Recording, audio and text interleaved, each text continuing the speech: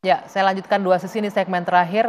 Kalau kita mengikuti bagaimana berita ini terus bergulir, ini juga tidak lepas dari pernyataan pihak KPK ya yang minta netizen, minta warganet untuk lapor, tolong lapor katanya kalau ada kejanggalan ditemukan flexing harta dan kekayaan. Kita lihat ini, kita naikkan dulu gambarnya, informasinya. Nah ini, KPK minta bantuan netizen, cari info harta tak wajar pejabat lalu diviralkan. Nah saya mau ke Pak Yunus, nanti juga Pak Saud minta tanggapannya. Ini harusnya idealnya ini diviralkan Pak Yunus atau dilaporkan atau seperti apa Pak Yunus? Atau bisa nggak langsung ke PPATK nih ada mencurigakan nih, bisa nggak Pak ditelusuri gitu? Kalau publik gimana Pak Yunus? Boleh lapor ke penyidik, boleh lapor ke PPATK, tapi saya setuju melibatkan netizen. Karena apa? Karena dia akan memberikan pressure tersendiri. Dan kalau memberikan sanksi, market mechanism itu, sanksi sosial itu cukup efektif.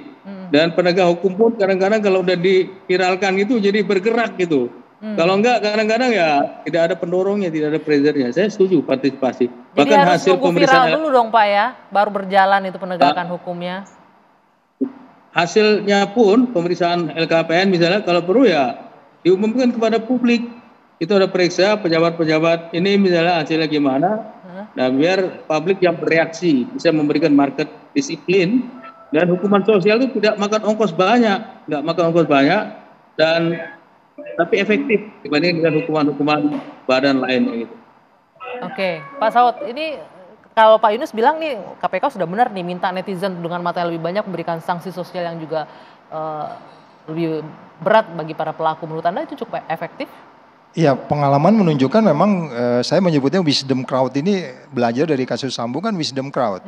Sampai kita bisa memastikan Eliezer harus dikenain bila perlu bebas hari itu juga gitu, wisdom crowd. Hati nurani yang bicara gitu.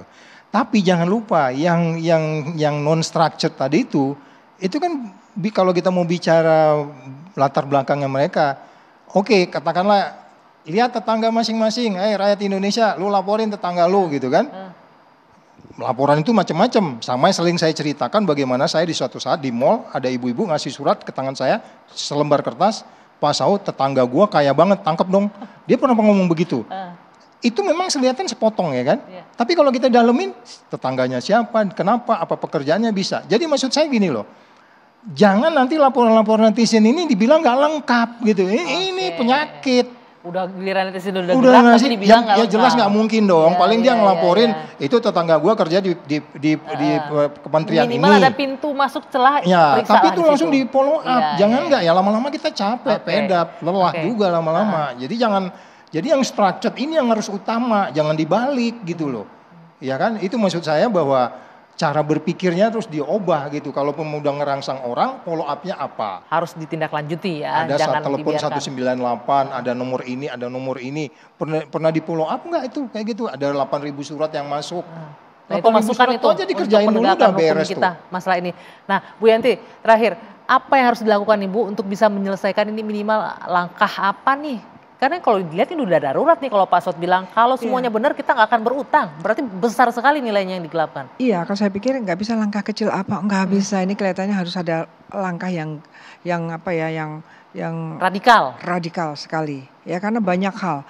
Sekarang Indonesia tuh ya, dan sayangnya kita tidak punya ruangan akademik yang kuat ya. Padahal undang-undang itu kan draftnya draft akademik. Artinya, ya jadi memang muatan itu akademis dulu dong, setelah itu baru muatan politik silahkan di DPR. Tapi muatan akademisnya itu seperti ini, ketika 95, 96, 97 kita khawatir sekali bea cukai ini menjadi seperti ini, jadi juga kan.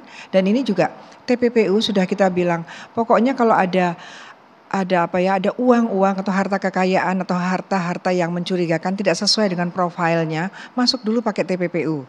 Supaya kita sulit mencari korupsinya di mana nih kok kaya sekali. Sudah ada TPPU-nya Pak Saud bilang, tapi seolah-olah tidak ada, nggak jalan. Ya justru itu jadi ada apa? Saya berpikir tadi apa memang ada pelemahan ya untuk TPPU. Nah kemudian ini penyidik ini Pak Saud ya mungkin makanya saya bilang ada ruang akademik lah memikirkan betapa jadi semakin kacaunya penegakan hukum pidana ekonomi karena penyidiknya banyak sekali. Pajak punya penyidik sendiri, bahkan sekarang OJK jadi penyidik. tadi Anda ingin memesankan apa yang bisa dilakukan ini? Gerakan dari atas tadi Anda bilang. Iya itu tadi kalau dari kekacauan ini memang ini tune at the top-nya seperti apa gitu. Suara dari atasnya itu seperti apa? Kalau kita bicara audit, itu istilah tune at the top itu udah sangat basic, itu semester 1 dalam audit. Artinya, tapi kita sebagai kepala negara, kita sebagai menteri, kita sebagai apapun lah penegak hukum, kita paham nggak yang namanya tune at the top? Lo berhenti, kalau nggak gue berhentiin lo. Berani nggak seperti itu? Pak Jokowinya harus. Oh iya dong, gue ganti lo ya. Oke. Harus begitu. Jadi kalau nggak, kalau tune at the top-nya cuman hanya normatif, ya kita makin karatan terus. Industri kita makin tertinggal, tax ratio kita cuma 10%. Hutang juga makin bertambah Hutang banyak. makin habis, hutang makin. Jadi ini sesuatu, saya berpikirnya rakyat Indonesia ini, kita sehat-sehat aja tuh Pak Saud. Ya kan udah ternyata terbukti tidak, tadi, ya. ada orang nggak bisa ditangani di rumah sakit. Ya, baik. Terima kasih Pak Saud, Bu Yanti, terima kasih Mas Boyamin, terima kasih. Ini sayang sekali durasinya sudah habis. Pak Yunus Hussein juga terima kasih sudah bergabung. Mudah-mudahan apa yang kita diskusikan pada malam hari ini bisa bermanfaat dan juga bisa jadi masukan bagi mereka, para pihak terkait, terutama tadi penyidik dan juga para pimpinan lembaganya. Baik, saya akhiri dua sisi malam hari ini. Saya Dwi Anggia, selamat malam. Sampai jumpa.